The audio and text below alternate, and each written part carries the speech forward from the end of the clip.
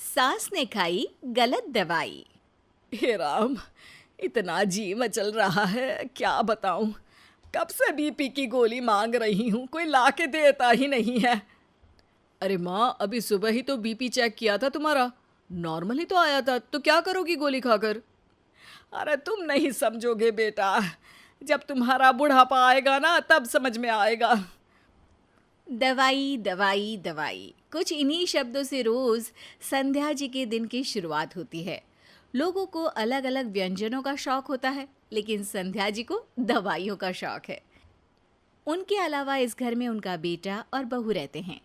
दोनों बहू बेटे पेशे से डॉक्टर हैं और अपनी माँ की आदत से बहुत परेशान है। अरे बहू, पता नहीं आज कमर में क्या हो गया है, सुबह से दुख रही है। शाम को आते आते वो नया वाला मलहम और कमर का पट्टा लेती आना। माँ जी, अभी कुछ दिन पहले ही तो इन्होंने आपको ट्यूब लाकर दी थी ना। अरे वो तो कब से ख़त्म हो गई।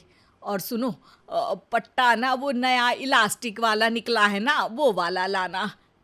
बहू सास की बात सुन के अपने क्लिनिक चली जाती है और शाम को उनका सामान ला कर देती है।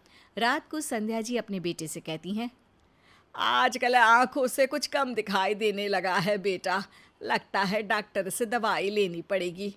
अरे माँ, पिछले महीने तो चेकअप करवा के नया चश्मा लगवाया था। अरे बेटा, वो सब मुझे नहीं पता, और मैं क्यों झूठ बोलूंगी तुमसे, हैं? किसी दिन रोड पर चलती गाड़ी से टकरा जाऊंगी तब तुम्हारी समझ में आएगा। बेटा ज़रा वो पेट दर्द की गोली तो देना, सुबह से पेट में तकलीफ हो रखी है। बहू ने आज खाने में लगता है मिर्ची कुछ ज़्यादा डाल दी थी। आपको तो बस दवाई गोली खाने का बहाना चाहिए माँ। इतने मरीज देखती हूँ मैं रोज़, पर कोई आपकी तरह जिद नहीं करता है। एक दिन संध्या जी फ़ोन पर अपनी किसी रिश्तेदार से बात कर रही होती है।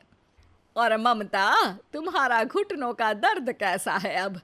तुम तो वो लाल वाला तेल लगाया करो, बड़ा आराम मिलता है उससे। हाँ हाँ दीदी, और बाकी सब कैसे हैं? अरे बाकी सब तो अच्छे ही होंगे ना, मुसीबत में तो सिर्फ अकेली मैं ही हूँ।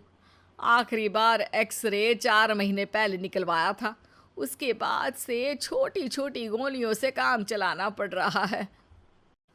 रात को तीनों खाना खा रहे होते हैं, तभी संध्या जी जोर से चिल्लाती है, अरे बाप रे, ये दाल में कम वक्त कंकड़ कहाँ से आ गया, पूरा दांत हिलने लगा है। हे भगवान, इस उम्र में मैं ये दर्द कैसे सह पाऊंगी।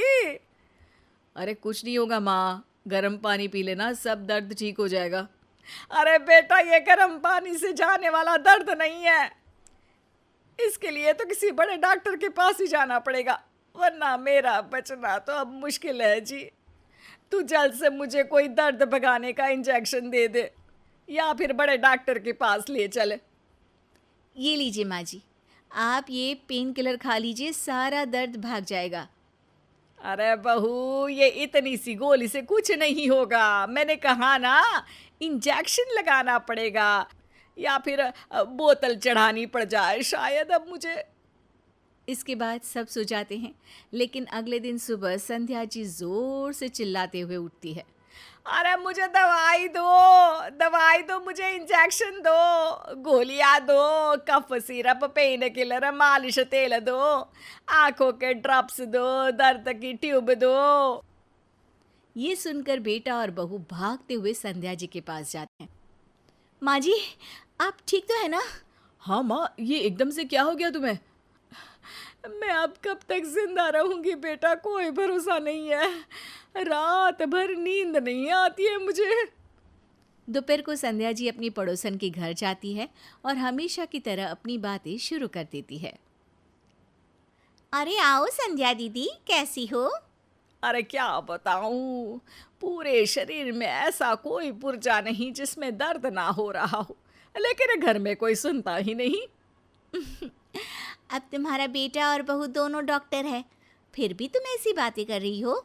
अरे ये ना आजकल के डॉक्टर किसी काम के नहीं है, ना इंजेक्शन देते हैं, ना ज़्यादा दवाई गोली, बस दूर से हाथ लगा देते हैं और वापस घर भेज देते हैं। हमारे जमाने की तो बात ही कुछ और थी। अभी पिछले महीने मेरी जिठानी एक डॉक्टर के पास गई थी। वहाँ उस डॉक्टर ने उसे लाल रंग वाली गोलियाँ दी थी। 2 दिन में वो बिस्तर से उठकर दौड़ने लगी थी।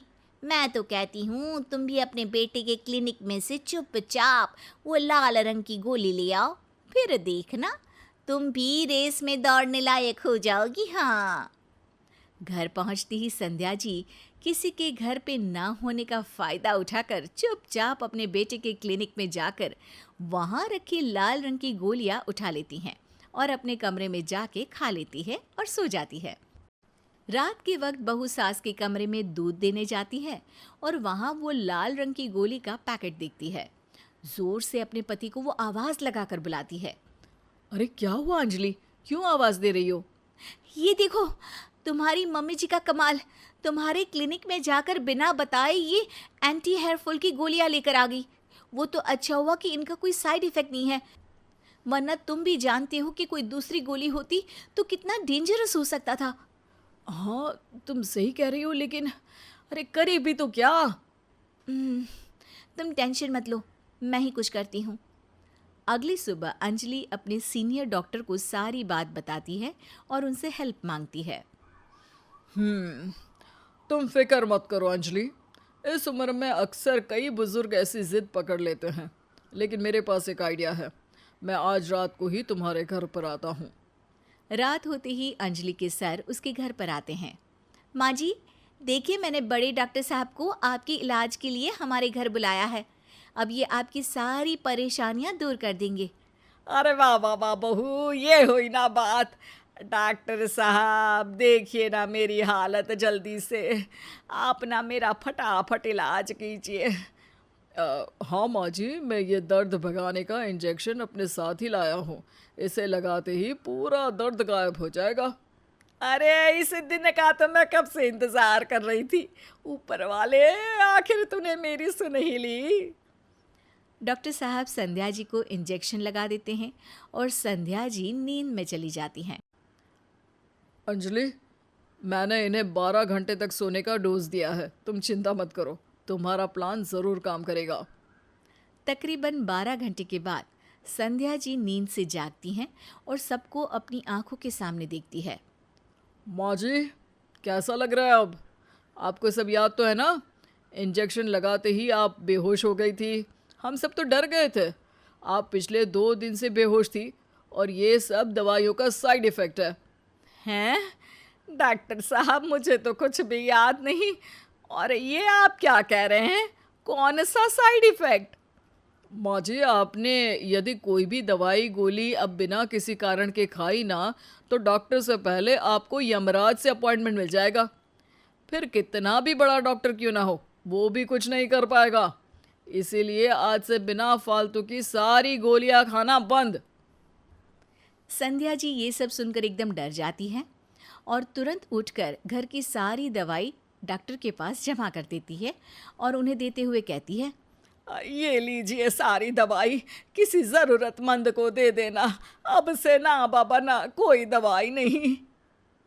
बस जो इलाज डॉक्टर नहीं कर पाए वो इलाज बहू ने कर दिया था। सास की दवाई छुड़वाने का इलाज।